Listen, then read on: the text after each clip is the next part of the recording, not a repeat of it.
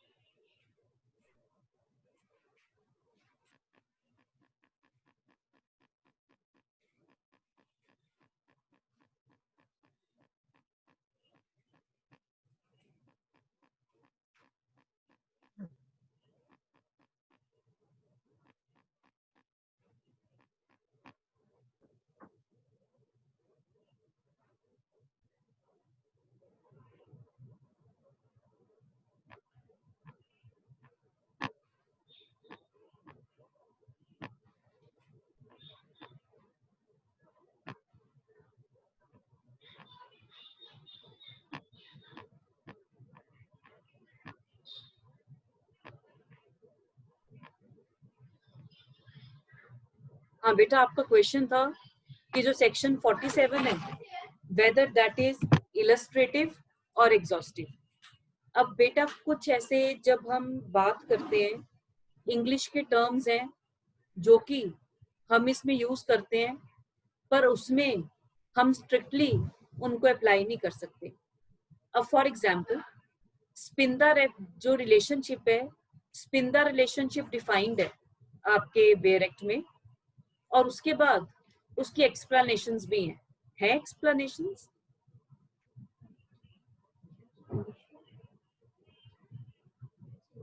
दीपिंदर बताओ बेटा, स्पिंदा relationship defined है, उसके साथ कोई एक्सप्लेनेशंस है?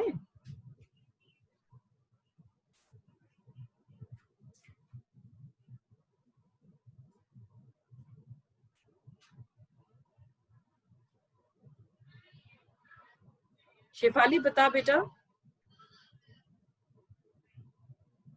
मैम मैंने हिंदू मैरिज एक्ट नहीं पढ़ा। ओके, वरुण बताओ बेटा।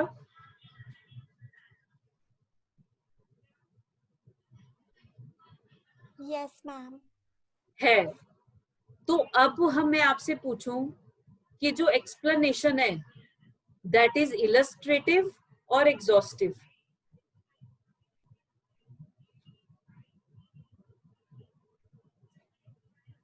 मैम वो तो एग्जॉस्टिव ही है। बेटा लॉ में अगर कोई चीज डिफाइंड है that is exhaustive, that is exhaustive. Explanation से एक्सप्लेनेशन सेक्शन को तो इलस्ट्रेट कर रहा है, पर जो उसने टर्म डिफाइन कर दी है, उसने अब यहाँ पर डिफरेंट मोड्स डिफाइन कर दिए हैं पर्संस के who are set to be acquainted. अब जो सेक्शन है, सेक्शन 47 में जो उसकी एक्सप्लेनेशन है that is illustrative of the point कि किस पर्सन को, when a person is said to be acquainted with the handwriting of that person, but the explanation is exhaustive as to the modes by which a person can be said to be acquainted। तो जो इसने 3 modes बताए हैं, हम अपने आप चौथा mode इसमें ऐड नहीं कर सकते। तो जो एक्सप्लेनेशन है that is illustrating the section but defining or explaining the mode which are to be taken or which are to be considered while considering the question whether a person is said to be acquainted with the handwriting of another person or not। क्योंकि technically जब एक बार ऐसा question throw होता है तो हमें लगता है कि क्या है, पर अगर आपको लॉ नहीं भी पता हो, हम कह रहे हैं कि बॉडी पार्ट्स हैं, बॉडी पार्ट्स हैं, बॉडी पार्ट्स में क्या हेयर हम बॉडी पार्ट्स में पढ़ते हैं जब हम बच्चे होते हैं?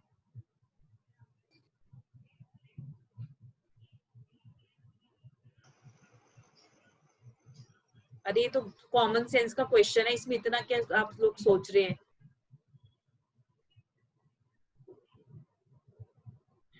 रजत, आपने नो जब मैम। बॉडी बॉडी पार्ट्स पढ़े होंगे उसमें आप हेयर लेते हैं?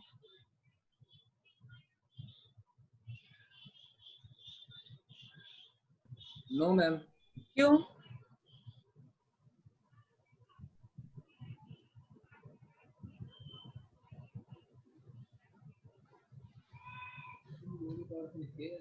Yes,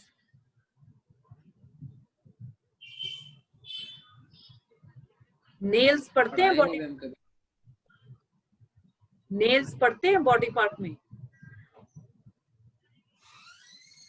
no ma'am. क्यों?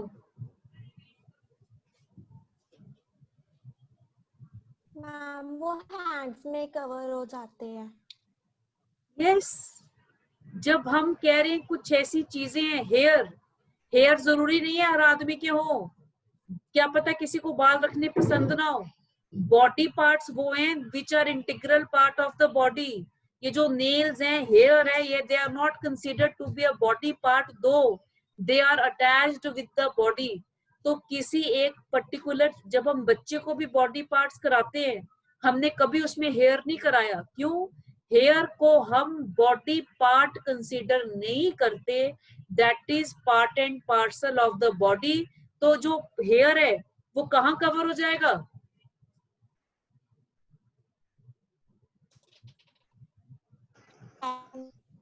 Yes, head. अगर नेल्स है वो हैंड है, हैंड नेल्स हैंड का ही पार्ट है। तो जब हमने कुछ चीजें हैं जिसको हमें लॉजिकली कॉन्स्टिट्यूट करना पड़ता है, तो जब हम कहते हैं इसमें, हाँ जी, जो आप कार्स में जो आपका ये स्टीरियो होता है, that is a body part of car. No, क्यों? क्योंकि मेन पार्ट, और जरूरी नहीं है कि हर कार में स्टीरियो लगा हो। यस, ये तो एक्सेसरीज हैं, ये तो एक्सेसरीज हैं। पता नहीं कितनी एक्सेसरीज हैं जो ऑप्शनल है, लगवाओ ना लगवाओ, but they are not integral part of the body of the car. इनके बिना भी कार सही सलामत चलेगी। तो जब आपने कंसीडर करना है बेटा, तो ब्रॉडर एग्जांपल्स देखिए कैसे हम चीजों को लेते हैं। तो जब आपने 47 को पढ़ना है, 47 में जो एक्सप्लेनेशन है, explanation is illustrative to the effect that when a person is said to be acquainted with the handwriting, उसको explain कर रहा है, illustrate कर रहा है, but explanation itself has defined 3 modes of such parameters। 3 जो explanation है that has provided 3 parameters of the acquainted person। वो exhaustive है बेटा, आप चौथा अपने आप नहीं ऐड कर सकते। अगर इनमें से किसी में फॉल करेगा वो एक्वेंटेड की कैटेगरी में आएगा, अदरवाइज और भी प्रोविजन है वहां फॉल कर जाएगा, पर वो इस कैटेगरी में फॉल नहीं करेगा। अदरवाइज एक्सप्लेनेशन देने का पर्पस ही डिफीट हो जाएगा। अगर उनका इलस्ट्रेटिव उन्होंने बताना था, फिर तो एक्सप्लेनेशन की जरूरत ही नहीं थी। अपने आप ही हम सोचते रहते क्या क्या इसमें आ सकता है और वो हम ऐड करते रहते। But if the parliament has defined any or has given explanation to any section, इसका मतलब सेक्शन का स्कोप लिमिटेड है to that extent that has been defined in the explanation। ठीक है दीपिंदर?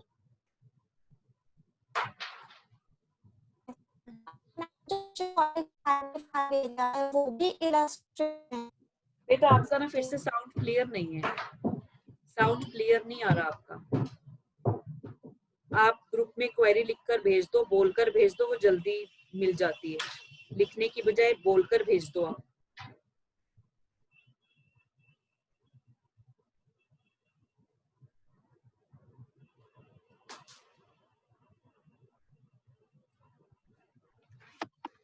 हाँ जी, जब आएगा प्लीज 73 निकालिए, 73 निकालिए, सेक्शन 73। मैम दीपेंद्र ये पूछ रही हैं कि 45 इलस्ट्रेटिव है या एग्जॉस्टिव? बेटा 45 इलस्ट्रेटिव है, 45 इलस्ट्रेटिव है। 45 इलस्ट्रेटिव इसलिए है क्योंकि यहाँ पर उन्होंने सिर्फ उसके ब्रॉडर एस्पेक्ट दे दिया, foreign law, science, art, identity of handwriting और फिंगर इंप्रेशन। जब हम इसमें साइंस की बात कर रहे हैं, साइंस के आगे बहुत सारी कैटेगरीज डिफाइंड है। तो उसमें जो अब इसमें बेटा, अब जो आप कह रहे हैं वो कैसे दोनों ही अप्लाई करेगा? एरियाज एग्जॉस्टिव है इन ब्रॉडर एस्पेक्ट। 45 में पांचों से बाहर नहीं जा सकते, या तो फॉरेन लॉ है, साइंस है, आर्ट है, आइडेंटिटी ऑफ हैंडराइटिंग है, फिंगर इंप्रेशन है। वो ये जो एरियाज हैं दे आर एग्जॉस्टिव। आप पांचवा एरिया इसमें अपने आप ऐड नहीं कर सकते, यस। पर जो सिंगल एरिया है, जब हम साइंस की बात कर रहे हैं, that is illustrative, because science में अपने आप ही 100,000 फील्ड्स हैं जिनका स्पेसिफिक मेंशन नहीं है, but they are all part and parcel of the science. जब हमने कहा बोन टेस्ट है, डेंचर है, या फिर हमने कहा ब्लड सैंपल है, हमने कहा रेडियोलॉजिस्ट है, ये पोस्टमार्टम जो कंडक्ट कर रहे डॉक्टर्स हैं, they are all part and parcel of science. तो जो अब मैं आपने पूछा एग्जॉस्टिव है या इलस्ट्रेटिव है, मैंने आपको आंसर किया एग्जॉस्टिव है एज टू द एरियाज। इन पांचों एरियाज के बाहर नहीं जा सकते, बट द एरिया इटसेल्फ, जैसे साइंस है, आर्ट है, आर्ट का कोई एग्जॉस्टिव डेफिनेशन नहीं है। आर्ट को आगे पता नहीं कितनी फॉर्म्स में इलस्ट्रेट होता है, आर्ट कितने थाउजेंड्स फॉर्म्स में एग्जिस्ट करता है। तो जो एरियाज है दे आर एग्जॉस्टिव, बट उस एरिया में जो जो चीजें इंक्लूड हो सकती हैं दे आर इलस्ट्रेटिव, बिकॉज यहाँ पर उन्होंने साइंस वगैरह का डेफिनेशन नहीं दिया। तो अगर पार्लियामेंट का इंटेंशन होता कि उसको हम लिमिटेड, उसको कहीं बाउंड करें किसी साइंस को उसमें, तो वो उसको बताते, पर उन्होंने यहाँ पर बाउंड नहीं किया। तो जो areas they are exhaustive, but जो subject itself it is illustrative. अब साइंस में हम स्निफर्स का भी कवर कर सकते हैं, इट इज ऑल्सो साइंस। अब यह साइंस की जब हम बात करते हैं, फॉरेंसिक्स खुद इतना डेवलप कर चुके हैं कि केसेस को डिसाइड करने में फॉरेंसिक जो हेल्प करता है वो कोई और शायद विटनेसेस भी नहीं है, तो फॉरेंसिक साइंस आता है at the rescue of the court, जहां पर उन्होंने केस को डिसाइड करना है। तो जब आपने कहा areas they are exhaustive, but the area itself, उसमें क्या, जैसे साइंस है, आर्ट है, they are not exhaustive, they are illustrative. उसमें इवन जब 1872 में आया था तब का साइंस का डेफिनेशन डिफरेंट था और आज का साइंस का डेफिनेशन डिफरेंट है। तो area is widening with passage of time. ठीक है दीपिंदर? मैम ये जो हमने कल किया था आर्किटेक्ट, रजिस्ट्रार, डॉक्यूमेंट्स के लिए, ये Yes. सब कौन से फील्ड में आते हैं, एरिया में आते हैं?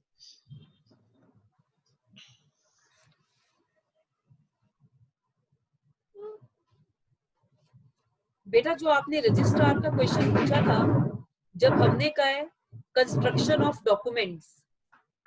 ऑफ डॉक्यूमेंट्स की बात की थी,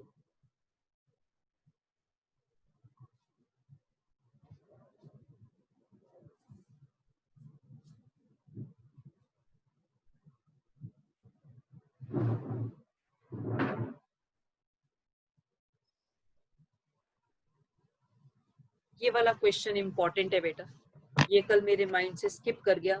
सोनम फिर से बेटा क्वेश्चन रीड कर, क्योंकि जब हमने आंसर किया हम उसके एक्सपर्टाइज में तो घुस गए, हमने ये नहीं चेक किया whether they are following under areas of section 45 और नॉट।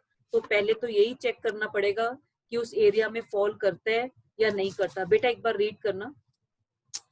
इसके दोनों पार्ट्स रीड करो या फिर सिर्फ वही जो 3 पॉइंट्स थे?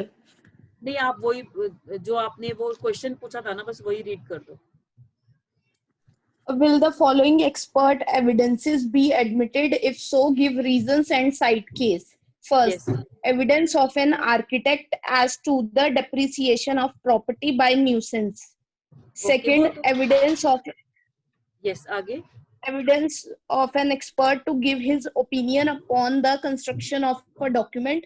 Third, evidence of medical man as to the loss of earning capacity in a claim under the Workmen's Compensation Act. बेटा मेडिकल मैन तो डॉक्टर में आ जाएगा, वो साइंस में कवर होगा। जो आपका कंस्ट्रक्शन ऑफ डॉक्यूमेंट्स है, कंस्ट्रक्शन ऑफ डॉक्यूमेंट्स आपका यहाँ पर कवर नहीं होगा बेटा। कंस्ट्रक्शन ऑफ डॉक्यूमेंट्स आपका यहाँ पर कवर नहीं होगा, बिकॉज वो किसी भी एरिया में फॉल नहीं करेगा। वो फॉल करना चाहिए लॉ के एरिया में, पर यहाँ पर क्या है, ओपिनियन है on a point of foreign law तो कवर है, पर आपका इंडियन लॉ यहाँ पर कवर नहीं है, तो वो टेक्निकली यहाँ पर किसी भी फ्रेज के अंडर फॉल नहीं कर रहा। कंस्ट्रक्शन ऑफ डॉक्यूमेंट फॉल नहीं कर रहा, तो आपको बताते टाइम आपको बताना पड़ेगा 1 2 3 4 5 एक्सप्लेन्ड है।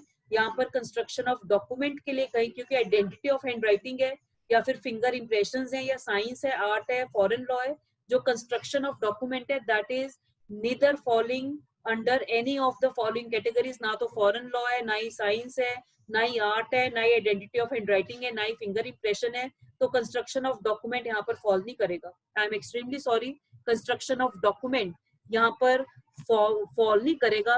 बट यस, अगर उसमें लिखा है कि वेदर अ सर्टेन डॉक्यूमेंट, जैसे आपका इलस्ट्रेशन सी है, was written by certain person or not, तो वो आइडेंटिटी ऑफ हैंडराइटिंग में आ जाएगा। कंस्ट्रक्शन ऑफ डॉक्यूमेंट यहाँ पर फॉल नहीं करेगा। कंस्ट्रक्शन ऑफ डॉक्यूमेंट सेक्शन 45 की कैटेगरी में फॉल नहीं करेगा। बेटा और तूने क्या पूछा था? मैम जो हमने कल Evidence. रजिस्ट्रार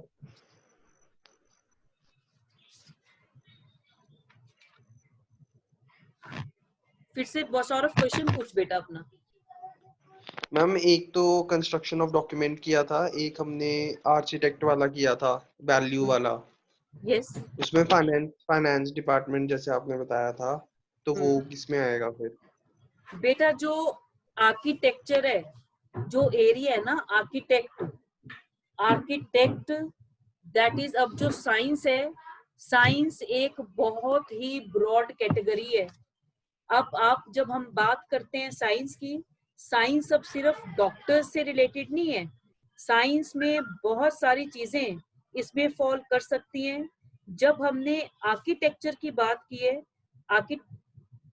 जब हमने आर्किटेक्चर की बात की है, आर्किटेक्चर में जब हम लेते हैं तो हमें देखना पड़ेगा कि जो आर्किटेक्चर है, आर्किटेक्चर